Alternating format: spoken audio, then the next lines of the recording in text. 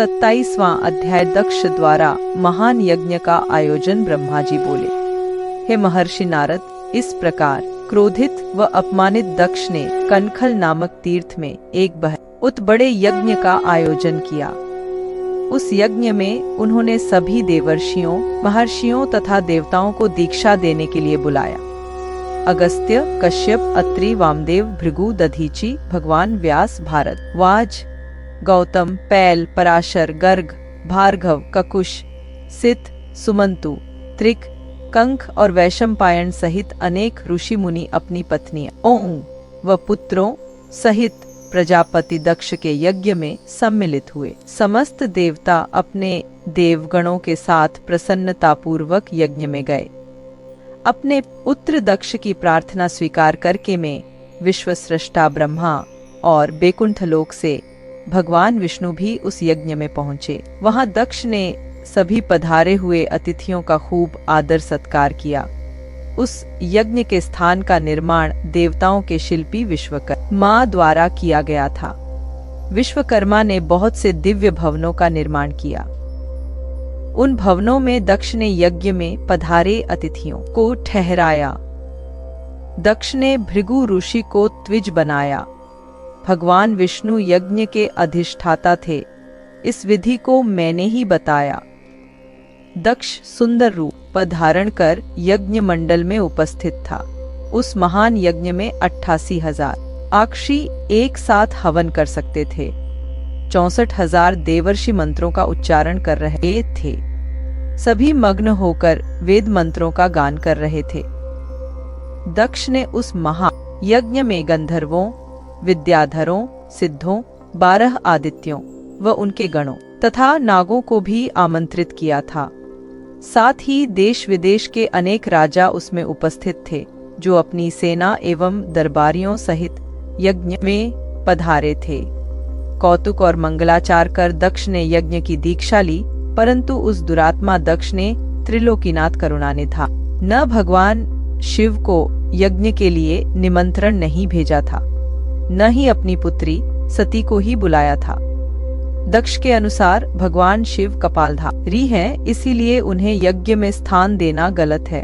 सती भी शिवजी की पत्नी होने के कारण कंपाली भार्या हुई, अतः उन्हें भी बुलाना पूर्णतः अनुचित था।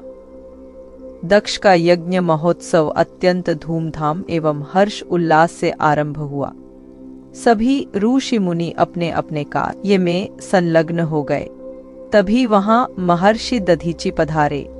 उस यज्ञ में भगवान शंकर को न पाकर दधीचि बोले, हे श्रेष्ठ देवताओं और महर्षियों, मैं आप सभी को श्रद्धा पूर्वक नमस्कार करता हूँ। हे श्रेष्ठ जनों, आप सभी यहाँ इस महान यज्ञ में पधारे हैं। मैं आप सबसे यह पूछना चाहता हूँ कि मुझे इस यज्ञ में त्रिलोकीनाथ भगवान शंकर कहीं भी दिखाई नहीं दे रहे हैं। उनके बिना यह यज्ञ मुझे सुना लग रहा है। उनकी अनुपस्थिति से यज्ञ की शोभा कम हो गई है। जैसा कि आप जानते ही हैं कि भगवान शिव की कृपा से सभी कार्य ध होते हैं। वे परम सिद्ध पुरुष नीलकंठधारी प्रभु शंकर यहाँ क्यों नहीं दिखाई दे रहे हैं, जिनकी कृपा से अमंगल भी मंगल हो जाता है, जो सर्वथा सबका मंगल करते हैं। उन भगवान शिव का यज्ञ में उपस्थित होना बहुत आवश्यक है। इसलिए आप सभी को यज्ञ के सकुशल पूर्ण होने के लिए परम कल्याणकारी भगवान शिव को अनुनय विनय कर इस यज्ञ में लाना चाहिए, तभी इस यज्ञ की पूर्ति हो सकती है। इसलिए आप सभी श्रेष्ठ जन तुरंत कैलाश पर्वत पर जाएं और भगवान शिव और देवी सती को यज्ञ में ले आएं। उनके आने से यह यज्ञ पवित्र हो जाएगा। वे परम पुण्यमयी हैं। उनके यहाँ आने से ही यह यज्ञ पूरा हो सकता है। महर्षि दधीचि की बातों को सुनकर दक्ष हंसते हुए बोला कि भगवान विष्णु देवताओं के मूल हैं, अतः मैंने उन्हें सादर यहाँ बुलाया है। जब वे यहाँ उपस्थित हैं तो भला यज्ञ में क्या कमी हो सकती है। भगवान विष्णु के साथ साथ ब्रह्मा जी भी वेदों, उपनिषदों और विविध आगमों के साथ यहाँ पधारे हैं। देवगणों सहित इंद्र भी ये उपस्थित हैं। वेद और वेद तत्वों को जानने वाले तथा उनका पालन करने वाले सभी महर्षि यज्ञ में आ चुके हैं। जब सभी देवगण एवं श्रेष्ठजन यहाँ उपस्थित हैं, तो रुद्रदेव की यहाँ क्या आवश्यकता है? मैंने सिर्फ ब्रह्मा जी के कहने पर अपनी पुत्री सती का विवाह शिवजी से कर दिया था। मैं जानता हूँ कि वे कुलहीन हैं, उनके माता पिता का कुछ भी पता नहीं है। वे भूतों, प्रेतों और पिशाचों के स्वामी हैं। वे स्वयं ही अपनी प्रशंसा करते हैं। वे उड़, जड़, मौनी और ईर्ष्यालु होने के कारण यज्ञ में बुलाए जाने के योग्य नहीं हैं। अतः दधीचि जी, आप उन्हें यज्ञ में बुल आने के लिए न कहें।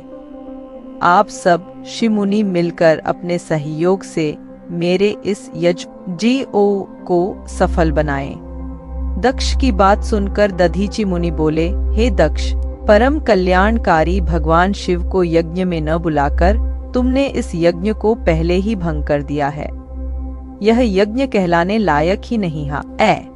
तुमने भगवान शिव को निमंत्रण न देकर उनकी अवहेलना की है, इसलिए तुम्हारा विनाश निश्चित है।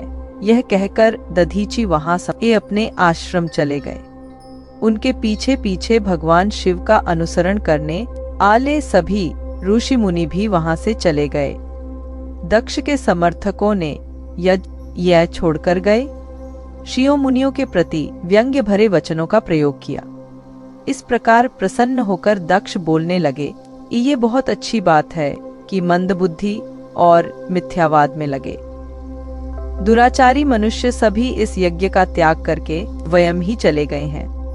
भगवान विष्णु और ब्रह्मा जी, जो कि सभी वेदों के ज्ञाता हैं और वेद तत्वों से परिपूर्ण हैं, इस यज्ञ में उपस्थित हैं। ये ही मेरे यज्ञ को सफल बनाएंगे। ब्रह्मा जी बोले कि दक्ष की ये बातें सुनकर वे सभी शिव माया से मोहित हो गए। सभी देवर्षि आदि देवताओं का पूजन करने लगे। इस प्रकार यज्ञ पुनः आरंभ हो गया। मुनिश्रेष्ठ, इस प्रकार वहां यज्ञ स्थल पर रुके अनेक देवर्षि और मुनि वहां पुनः यज्ञ को पूर्ण करने हेतु पूजन करने लगे।